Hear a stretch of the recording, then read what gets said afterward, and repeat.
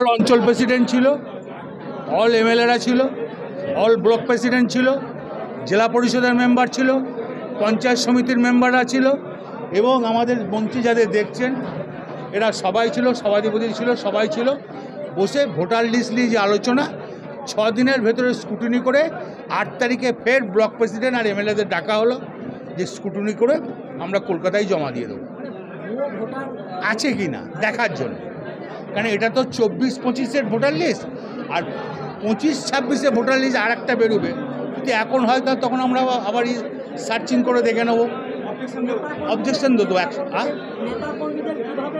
ওই তো বললাম তো যে অঞ্চল প্রেসিডেন্ট, আমাদের বুথ প্রেসিডেন্ট আছে, বুথ প্রেসিডেন্টদের নিয়ে সবাইকে বুথ প্রেসিডেন্টদের বলবে সেটা কাজ করাবে।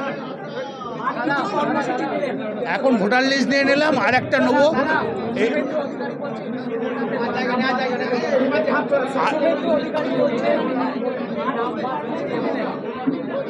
আর একটা কথা বলি, তোমার এইটা করার পর আমরা একটা করেছি, এই যে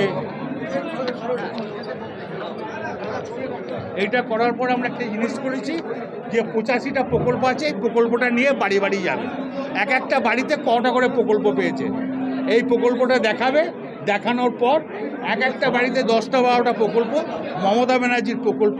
5 বছর পর একবার ভোট হয়, 26-এর ভোটটা যেন মমতা ব্যানার্জিকে দেওয়া হয়।